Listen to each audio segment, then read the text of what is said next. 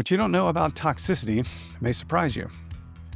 Hello and welcome to Digital Thriving with Weszt Hart, where we talk about tactical and practical ways to help the world thrive online. Toxicity is a common term for disruptive behavior that, unfortunately, is also commonly abused. I find that kind of ironic. A term that can mean abuse gets abuse. How is it abused, you may ask? Well, it's used way too much, for too much, and sometimes to browbeat people who are trying to address it. For this and other reasons, many of us working on online behavior problems have moved towards terms like disruptive behavior and harmful conduct, terms you'll hear me use a lot.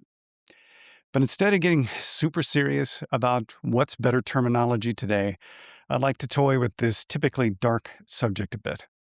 Here are 7 surprising things that toxicity is not. Number 1, toxicity is not always toxic. Toxicity has become a catch-all term for a wide variety of behaviors. Some clearly bad, some really bad, some not so bad, and some arguably not bad at all, especially if they happen only once. For instance, getting forced out of a game because the power went out, not toxic. Playing poorly due to a slow internet connection, also not toxic. Dying a lot because you're still learning the game. Yeah, I think you get the idea. This illustrates one of the biggest problems with the term toxicity. Toxicity is just too damn broad. When you say toxicity, do you mean something serious or not serious? Intentional or unintentional? Is it a one-time event or a series? By just saying toxicity, who could possibly tell? So if something isn't toxic, maybe we should consider calling it something else. In conclusion, toxicity is not always toxic. On to number 2, toxicity is not always talk. When many people use the word toxicity, they're referring to hurtful things people say. But what about hurtful things they do? Here are a few quote-unquote toxic things that don't involve chat. Using cheating software, a big no-no. Using a stolen credit card, a huge no-no. Camp spawning, teabagging. I'll explain those terms some other time. Match fixing, account sharing, throwing a game, destroying ally resources, loot stealing, kill stealing, and I'm just getting warmed up. The point is, once again, by using the term toxicity, speaker and listener could be thinking wildly different things. So toxicity, as you may see, is not always talk. Number 3, toxicity is not always obvious. It's natural to think that disruptive behavior is always easy to spot because when you're thinking about it, you're probably thinking about something that's obviously harmful. However, that's not always the case. And there's a principle that I've developed to help me remember this. Behavior, easy at the edges, but a mix betwixt. That's right, I'm rocking some arcane English right here. To explain my point, let's talk about soft inting. Soft inting is short for soft intentional feeding, and it's a type of team sabotage that can happen in games like League of Legends. In this sabotage, the saboteur subtly but tactfully performs below their skill level to feed gold to the enemy team. In this way, they equip the enemy to become stronger, while they themselves look like they're just playing a little bit off. Most of us could never spot this, because only players at high levels of skill could see the subtlety. And so, case in point, toxicity is not always obvious. Number 4 may be surprising, very surprising. Toxicity is not always players, though there are circumstances where non-players can contribute to disruptive behavior. We'll get to this later.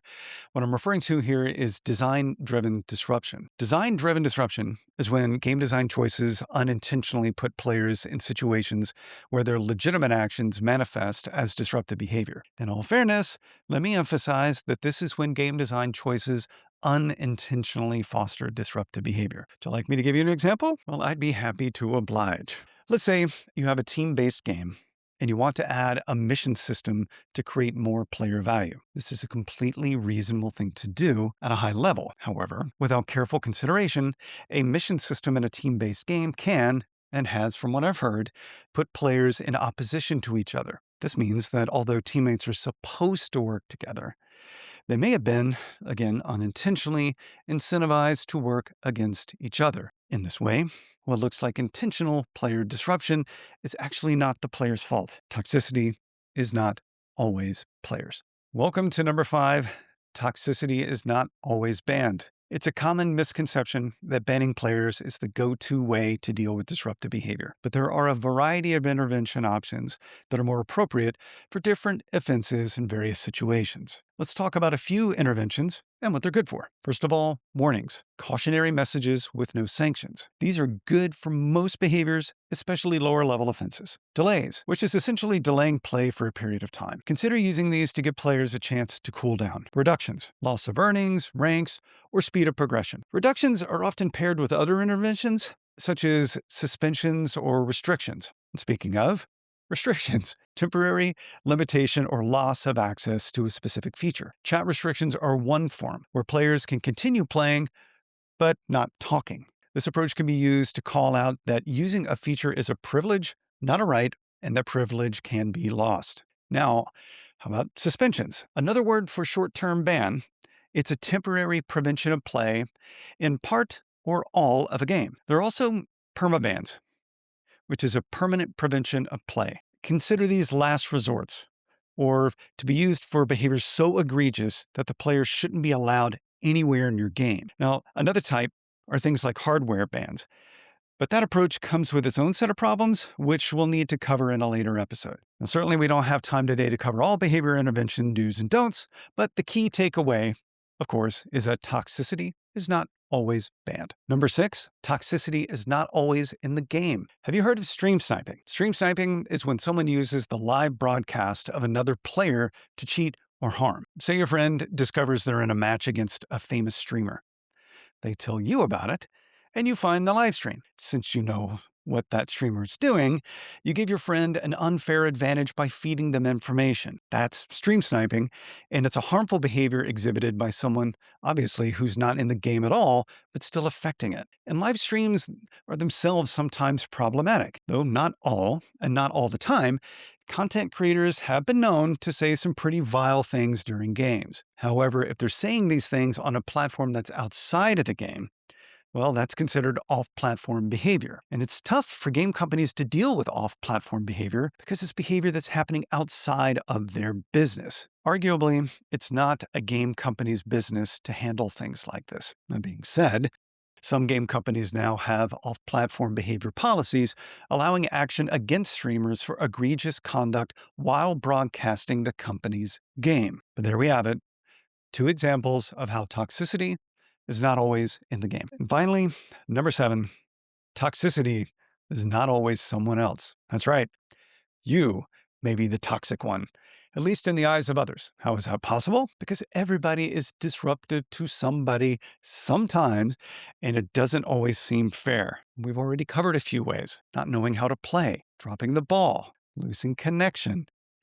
But there's also quitting on your team mid-game to help your kid, using a term a teammate finds offensive, but that you and your friends use all the time in a playful way. And of course, there's more, but most people are rarely, if ever, truly disruptive. Industry research has shown that across any player base, it's usually no more than 5% of players who are consistently disruptive. In fact, it's usually less than 1% who are doing really egregious stuff. The other 95% are only occasionally disruptive, though, as we've seen, perception may differ, and that's another problem. So just keep in mind that to others, you may look like the toxic one, because toxicity is not always someone else. Okay, let's review 7 surprising things that toxicity is not. Toxicity is not always toxic. Talk, obvious, players, banned, in the game, or someone else. It can actually be you. And it's probably pretty clear by now, I'm not a fan of the term toxicity, but I'm also pretty well aware that I can't win a war against it. In fact, I'm not saying get rid of the word at all, but we've got to start showing a little bit of restraint. It's just getting too confusing. I mean, if you mean something specific, say something specific, and you'll make the job of a social designer much easier. Well, that's about it for this episode. Thank you for joining. Please hit subscribe wherever you're watching, and I hope you're thriving out there.